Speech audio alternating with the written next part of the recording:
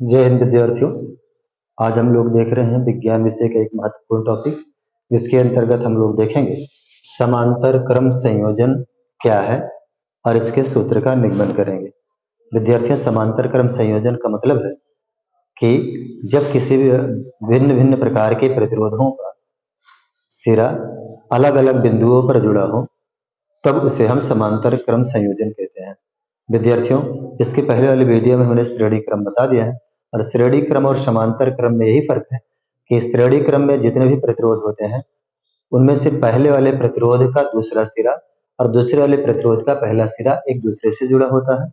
लेकिन समांतर क्रम में जितने भी प्रतिरोध होंगे, सभी प्रतिरोधों के सिरा भिन्न भिन्न अलग अलग बिंदुओं पर जुड़ा होता है। तो विद्यार्थियों, यहाँ पर मैंने लिख भी दिया है कि समांतर क्रम संयोजन में सभी प्रतिरोधों के पहले सिरे, यानी जैसे हमारे पास यहाँ पे प्रतिरोध R1, R2, R3 दिया गया है, तो सभी प्रतिरोधों के पहले सिरे, यानी इस R1 का ये पहला सिरा, R2 का ये पहला सिरा और R3 का ये पहला सिरा यहाँ बिंदु A पर, मान लीजिए अगर हम इसको A कह दें, यहाँ बिंदु A पर जुड़ा है, और इसी तरह से यहाँ पर अगर देखा जाए ये बिंदु B पर जुड़ा हुआ है। तो अलग बिंदुओं पर अगर भिन्न भिन्न जुड़ा हो, तो इस तरह के संयोजन को हम क्या कहते हैं? समांतर क्रम संयोजन कहते हैं। तो इसे समांतर क्रम संयोजन कहते हैं। विद्यार्थियों, श्रेणी क्रम संयोजन के बाद हम यहाँ पर लिख रहे हैं समांतर क्रम है, श्रेणी क्रम नहीं है, क्योंकि हम समांतर क्रम संयोजन का निकालना है। यहाँ लिखेंगे समांतर क्रम संयोजन की गणितीय व्याख्या।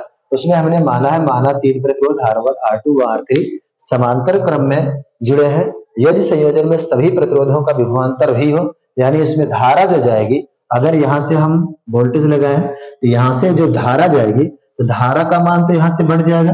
बढ़ने का मतलब है कि कुछ धारा प्रतिरोध R1 में जाएगी, कुछ धारा इसमें R2 में जाएगी और कुछ धारा R3 में जाएगी। यानी हमने यहाँ पर धारा मान रखा है कि प्रतिरोध R1 में I1 धारा है, R2 में I2 धारा है और R3 में I3 धारा है।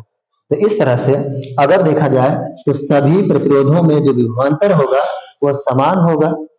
तो हम जानते हैं कि ओम के नियम से, यहां से भी लिख सकते हैं ओम के नियम से अगर देखें तब हमें पता है कि धारा यानी I बराबर होता है V/R। ये होता है आपका समीकरण 1, जो कि ओम के नियम से होता है V/R। अब अगर हम पहले लिखें कि प्रतिरोध R1 में धारा का मान, तब यहां लिखेंगे प्रतिरोध R1 में धारा, तो धारा वहां पे कौन सी है? I1 है। I1 बराबर हो जाएगा V, देखिए यहां पर भी विभवांतर V है और किसमें है? R1 में। तो ये बन जाएगा समीकरण 2।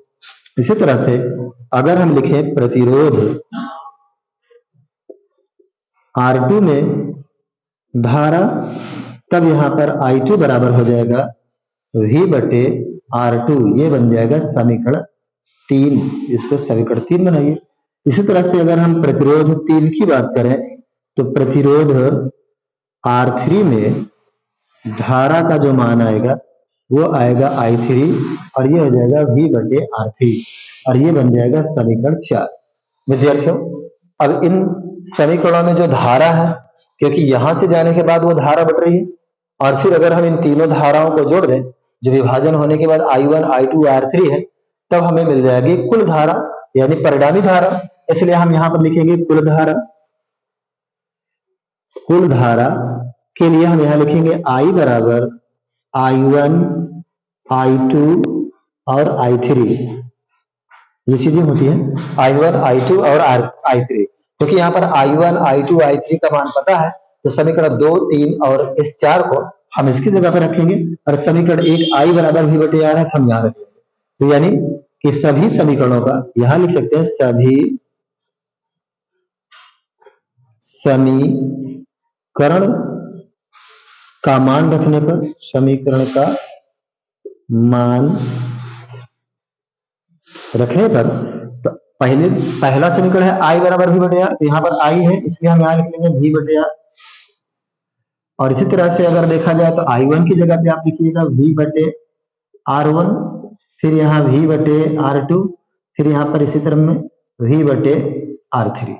क्योंकि विद्यार्थियों देखें सब में भी कॉमन है, क्योंकि अंश में भी है तो भी को हम कॉमन बना लेंगे, तब हमारे पास बचेगा भी बराबर भी बटे भी कॉमन बन जाएगा, तब हमारे पास यहाँ बचेगा 1/R1, 1/R2, फिर 1/R3। अब विद्यार्थियों क्योंकि ये गुणे की कंडीशन में है और गुणा हटेगा तो बटे में चला जाएगा, इसलिए यहाँ पर हमें प्राप्त हो जाएगा V/R इंटू भी हो जाएगा, बराबर में R1, फिर R2, फिर R3। भी से भी कैंसिल हो जाएगा, तब आपके पास बचेगा 1/R बराबर R1, R2 और फिर R3। इसी तरह से जितने प्रतिरोध होंगे इसमें ऐड होते चले जाएंगे। तो विद्यार्थियों ये देखा आपने कि किस तरह से समांतर क्रम में संयोजित होकर के उसका जो फार्मूला आता है, जो निगमन करते हैं, जो सूत्र हमें मिलता है वो प्राप्त हुआ है 1/R बराबर 1/R1 plus 1/R2 plus 1/R3। विद्यार्थियों इसका स्क्रीनशॉट ले लें। जय हिंद।